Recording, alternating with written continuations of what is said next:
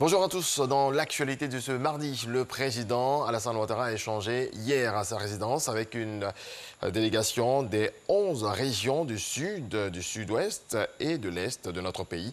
Cette délégation composée de rois, chefs traditionnels, ministres, élus et cadres est venue exprimer son soutien au chef de l'État ainsi que sa reconnaissance pour ses actions de développement et pour la promotion de fils de ces régions aux hautes fonctions de l'État. La délégation a offert une enveloppe de 50 millions de francs CFA comme contribution à la caution pour la présidentielle. Le président de la République a pour sa part réitéré sa détermination à continuer d'œuvrer pour la préservation de la paix et le développement de la Côte d'Ivoire. À la prémature, c'est une autre délégation, celle de l'indénié Duablin, qui a été reçue par le Premier ministre. Elle est venue féliciter Ahmed Bakayoko pour ce nouveau poste et témoigner son attachement au chef de l'État, Herman Guivé. Minute de silence. Observé en mémoire d'Amadou Gon Coulibaly, ex-premier ministre, puis ouverture d'audience dans la pure tradition à Caen. Une forte délégation de l'indénié Duablin, riche en qualité, tête couronnée et en compétences, ministre, cadre et élu de la région, à la résidence du Premier ministre Ahmed Bakayoko pour lui exprimer son soutien dans l'accomplissement de la mission à lui confier par le chef de l'État, Alassane Ouattara. La délégation de l'indénié Duablin est venue vous témoigner de toute leur affection, vous féliciter pour ce que le président de la République vient de vous nommer comme Premier ministre. Vous méritez amplement parce que vous avez gravi les échelons et vous êtes arrivé là où vous êtes.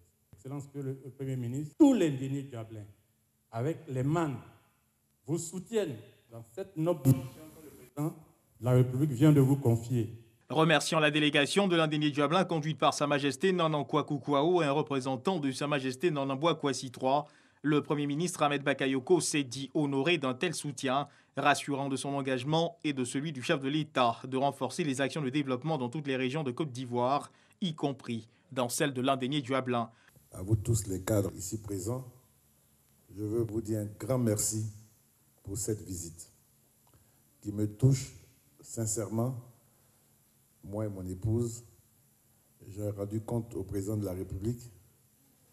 Il m'a demandé de vous dire un grand merci et vous demander de transmettre à Sa Majesté toute son affection, toute sa considération.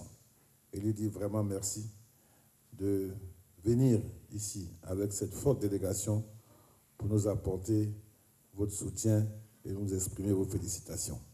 Cette cérémonie me fait davantage réaliser les défis qui m'attendent et le poids de mes responsabilités.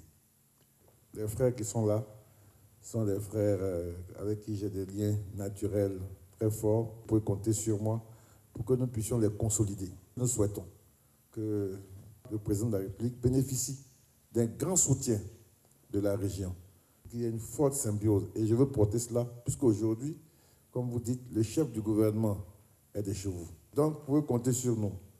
Ensemble, nous allons faire ce qu'il y a à faire pour apporter le développement, le bien-être, relever tous les défis en matière de santé, d'éducation, de routes, d'infrastructures primaires, de base, des besoins des populations, électricité, etc. On va le faire. Parce que si on ne le fait pas, on aura failli.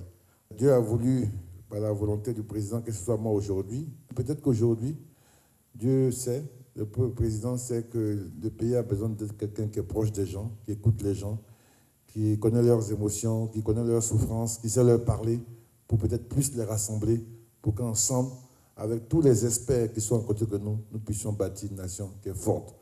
Je compte sur vos prières, votre soutien. Vous aussi, vous pouvez compter sur moi. Je serai un fils digne. Plus que des échanges formels, une rencontre familiale au cours de laquelle le chef du gouvernement Ahmed Bakayoko ainsi que son épouse ont reçu des attributs royaux dignes de leur rang.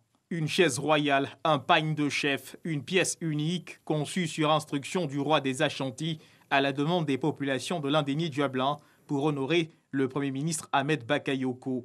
Une audience marquée du sceau de l'engagement et de la convivialité. L'indénié Duablin, par la voix de ses porte-paroles, rassure de son soutien au Premier ministre Ahmed Bakayoko et au président Alassane Ouattara. C'est ce samedi 22 août que le RHDP va investir son candidat pour la présidentielle. Les préparatifs vont bon train. Le directeur exécutif du parti était ce lundi au stade Félix Houphouët-Boigny, le lieu de l'événement. Alexis Ouedraogo. Ce samedi 22 août, le RHDP procédera à l'investiture de son candidat pour la présidentielle d'octobre prochain. À 4 jours de l'événement, le directeur exécutif était ce lundi sur le site retenu pour la célébration. Nous sommes venus nous enquérir donc de l'état d'avancement des travaux qui doivent être entrepris pour la grande messe qui aura lieu le 22 août à 10 h. C'est surtout une candidature pour signer ce que les Anglais appellent le New Deal avec son peuple. Rien qu'au niveau des commissions, vous voyez la mobilisation. Et nous allons donc essayer de contenir cette mobilisation parce qu'à ce jour, la demande est tellement forte. La majorité des Ivoiriens veut être témoin de ce grand engagement que prend le président Alassane Ouattara. Déjà, les commissions sont à pied d'œuvre. Un peu plus de 100 000 personnes sont attendues. Adama Bictogo veut gagner le pari de la mobilisation pour atteindre ce nombre de participants. Le président du directoire du RHDP rencontre les militants de base des communes d'Abidjan. On fait le point avec Abdoulaye Koli. Alassane Ouattara sera bel et bien le candidat du RHDP pour la première élection de la Troisième République. Pour réussir son investiture, le samedi 22 août prochain, les militants de base des 10 communes d'Abidjan ont répondu à l'appel d'Adama Bictogo. Et c'est la commune d'Adjamé que le premier administrateur du parti a choisi pour lancer le pari de la mobilisation. Aujourd'hui, je suis venu leur dire que face à la minorité bruyante, il faut que la majorité silencieuse sorte le 22 août pour montrer à l'opinion nationale et internationale que la grande majorité est RHDP et que la grande majorité est pour la candidature du président Alassane Ouattara et va donc se donner les moyens de faire gagner Alassane Ouattara par son engagement et sa mobilisation. Et c'est ce que vous constatez aujourd'hui ici à Adjamé. En dehors de l'appel à la mobilisation générale, les différents responsables du parti ont aussi discuté des modalités pratiques de l'organisation de l'investiture du candidat Alassane Ouattara le 22 août prochain au stade Félix Houphouët-Boigny où 100 000 militants sont attendus. On passe au point Covid de ce lundi 17 août.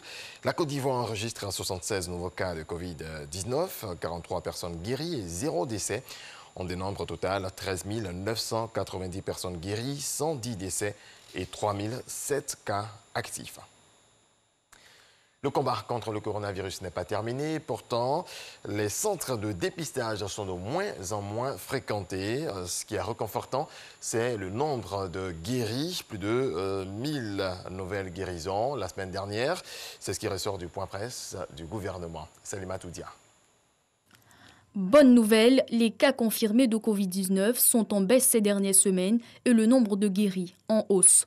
253 nouveaux cas de Covid-19 enregistrés la semaine dernière, soit en moyenne 37 cas par jour, ce qui correspond à une baisse de 52,53% comparativement à la semaine précédente. Les données de cette semaine écoulée comparativement à la précédente sont caractérisées par la même tendance, à savoir une baisse significative du taux de positivité. Ce taux se situe entre 5 et 10% contre 7,3 et 14,3 de la semaine précédente, largement en dessous du taux moyen général de 15%. Une baisse du nombre de nouveaux cas à 253, en moyenne 37 cas par jour, contre 533, soit une baisse de 52,53% par rapport à la semaine précédente. Une augmentation appréciable du nombre total de personnes déclarées guéries de Covid-19 actuellement à 82,07% des cas, avec 55 cas de guérison en plus par rapport à la semaine précédente. La létalité ou taux de décès demeure stable autour de 0,64% des cas, bien qu'on ait enregistré 5 nouveaux décès contre 3 de la semaine précédente et que le nombre total de décès soit à 110. L'intérieur du pays demeure toujours moins impacté avec 5% des cas dépistés, mais le ministère de la Santé et de l'Hygiène publique appelle toutefois à la vigilance. Des foyers importants se sont développés dans les régions sanitaires du Sud Komoué, du Béquet et du San Pedro, avec respectivement au moins 275, 164 et 115 cas cumulés de Covid-19 enregistrés au 14 août 2020. Par ailleurs, une attention doit être également portée à d'autres régions telles que les Grands Ponts, la Nawa, la Nyebi-Tiassa, le Poro, l'Indéné-Djuablin, le Bélier, le Go, le Guémon et la Maraoué, qui avaient à cette date un nombre cumulé de cas compris entre 14 et 38. En ce qui concerne le point sécuritaire, le porte-parole de la police nationale a fait le point des établissements de nuit contrôlés. Un total de 821 établissements visités en une semaine. Y avons constaté de l'affluence, bien entendu, avec un respect partiel des mesures sécuritaires et sanitaires protectrices. Invitons ce faisant à nouveau. Sensibilisation oblige. Les propriétaires, tenanciers et autres responsables des associations y exerçant à l'observance stricte des principes édictés. Le pays compte à ce jour 17 026 cas confirmés, dont 13 947 guéris et 110 décès. Et on referme les portes de l'actualité nationale avec cette formation des journalistes sur la couverture maladie universelle, CEMU. Serge Colliard. Deux sessions importantes au programme de cette formation à l'attention des journalistes. La présentation de l'état d'avancement de la mise en œuvre de la CMU, la couverture à maladie universelle, a été faite par la directrice de l'affiliation. Elle s'est notamment penchée sur les dispositions prises relativement à la crise sanitaire liée à la Covid-19 pour l'enrôlement et le bénéfice des prestations. La période du 30 novembre au 18 mai 2020, on a dû fermer les sites d'enrôlement, le temps de réorganiser notre activité et aujourd'hui de pouvoir faire respecter ces mesures barrières-là. Donc effectivement, il y a eu un impact, mais les choses ont bien repris. Le processus d'enrôlement continue. C'est un processus qui va demeurer parce qu'il y aura toujours de nouvelles personnes à enrôler. Donc les sites sont ouverts de façon permanente. L'objectif 2020, c'est de pouvoir enrôler 1 200 000 personnes et nous pensons que cet objectif sera atteint. La CEMU, c'est une réalité. Nous avons commencé la phase des générations depuis le 1er octobre 2019 avec déjà des prises en charge d'assurés. Les chiffres vont en grandissant. Ça veut dire que la population croit à la CEMU. Et nous qui sommes acteurs, nous croyons également. Une dizaine de journalistes satisfaits pour avoir été instruits sur l'évolution de la CMU. À ce jour, plus de 2 500 000 personnes ont été enrôlées avec un réseau de soins de plus de 725 établissements sanitaires. Avec la Covid-19, les assurés de la CMU reçoivent gratuitement des masques dans les pharmacies du Grand Abidjan. En bref, le rapport des experts de l'ONU sur le Mali n'est pas encore public, mais il fait déjà réagir.